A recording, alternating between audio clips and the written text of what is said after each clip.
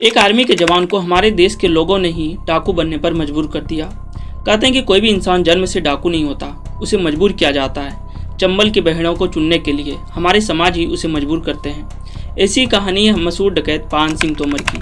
सालों तक देश की सेवा करने के बाद पान सिंह तोमर ने भी जंगल को दुनिया बनाया।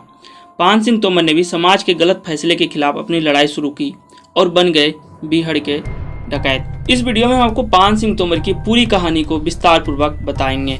आगे बढ़ने से पहले अगर आपने क्राइम बुक चैनल को अभी तक सब्सक्राइब नहीं किया है प्लीज कर दें। अगर आपने कर दिया जल्दी से, इसके लिए धन्यवाद आपका। 1 जनवरी 1932 को पान सिंह तोमर का जन्म मध्य प्रदेश के मुरैना जिले के विदौसा गांव में हुआ। पान सिंह तोमर बचपन से दौड़ में काफी तेज थे। गांव के लोग उसकी दौड़ देखकर हैरान रह जाते थे। साल 1949 में पान सिंह तोमर ने इंडियन आर्मी ज्वाइन कर ली।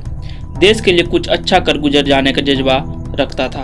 उस दौर में हर बच्चे के अंदर यह होता था। पान सिंह को उसकी दौड़ के चलते इंडियन आर्मी में नौकरी तो मिल गई। फिर शुरू हुई उसकी देश सेवा। आर्मी में रहते हुए पान सिंह तोमर ने दौड़ प्रतियोगिता में हिस्सा लिया। इसी दौरान 7 बार राष्ट्रीय बाधा के दौड़ में वह चैंपियन बने। देशवासियों के सिर उन्होंने गर्व से ऊंचा कर दिया। खुद मिल्खा सिंह ने उसकी तारीफ की।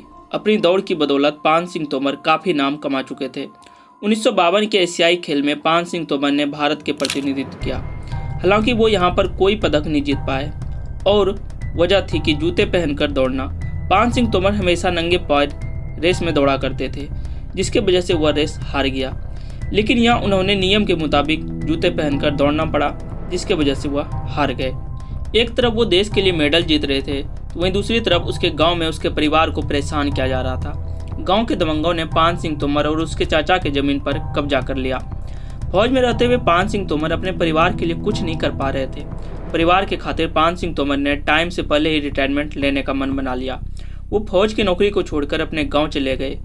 लेकिन इसके बावजूद गाँव के दबंगों ने उसकी जमीन पर कब्जा नहीं छोड़ा। पान सिंह तोमर ने पुलिस की मदद लेना चाहिए, लेकिन पुलिस वाले ने दबंगों का साथ दिया। बड़े बड़े ऑफिसर से उन्होंने मुलाकात की, लेकिन नतीजा कुछ भी नहीं निकला। गांव के दबंगों ने उधर पान सिंह तोमर के परिवार को बार बार परेशान कर ही रहा था। इन लोगों ने पान सिंह तोमर की पिटाई भी की। ये सिलसिला चलता रहा। हद तब हो गई जब एक दिन पान सिंह तोमर की बूढ़ी माँ को घर में अकेला देखकर इन दबंगों ने उन्हें अधमरा कर दिया। ये एक बेटे के लिए सबसे बड़ी हार थी। बूढ़ी माँ घर पर अधमरी हालत में पड़ी हुई थी। फौज के सूबेदार रह चुके पान सिंह तोमर खुद को बेहद कमजोर महसूस कर रहे थे। माँ ने अपने बेटे से वचन लिया, इन दबंगों का बदला मैं लेकर ही रहूंगा।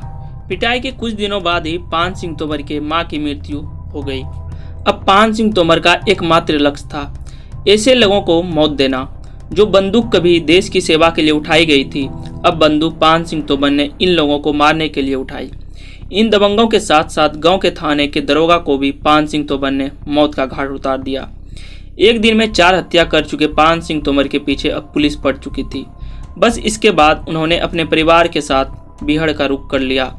पुलिस से बचने के लिए जंगलों की शरण ली। जंगल में पान सिंह ने अपना एक गैंग बनाया। इस गैंग में पान सिंह के परिवार के अलावा वो लोग भी शामिल थे जो उन्हें फौज के समय अपना आदर्श मानते थे। पान सिंह ने सबको हथियार चलाना सिखाया। बाकायदा सभी को आर्मी की ट्रेनिंग भी दी। करीब 30 लोगों का गैंग तैयार हो चुका था और ये लोग अब गांव-गांव में लूटपाट मचाने लगे थे। हत्या, अपहरण, मारपीट पान सिंह तोमर पर सब तरह के आरोप लग चुके थे। एक समय था जब पान सिंह तोमर लोगों की काफी इज्जत किया करते थे, लेकिन अब डकैत बन चुके थे। कई सालों तक यह सिलसिला जारी रहा। साल 1981 में पान सिंह तोमर ने मुखबरी करने के आरोप में एक मुखिया और उसके परिवार को 6 लोगों को मौत का घाट उतार दिया। इसी साल पान सिंह तोमर अपने गैंग के 18 लोगों के साथ एक गाँव गया हुआ था। गाँव के कुछ लोगों ने पुलिस को इस बात की जानकारी दे दी। बस पुलिस ने पान सिंह तोमर को चारों तरफ से घेर लिया और इसी पुलिस एनकाउंटर में आखिरकार पान सिंह तोमर की मौत हो गई। पान सिंह तोमर ने बेशक आर्मी से रिटायर होने के बाद बीहड़ को चुन लिया, लेकिन उसके बेटे ने फौज में शामिल होने का फैसला किया और पान सिंह तोमर के एक बेटे सूबेदार के पद से रिटायरमेंट ली और आज भी उसका परिवार झांसी में रहता है। पान सिंह तोमर के ऊपर एक फिल्म भी बनी है जिसमें पान सिंह तोमर की भूमिका इरफान खान ने निभाया है। तो साथियों, ये था पान सिंह तोमर के पूरे जिंदगी की कहानी। कैसे एक मजबूर इंसान जो है हथियार उठाने पे मजबूर हो जाता है। यह कहानी हमें यही सीख देती है।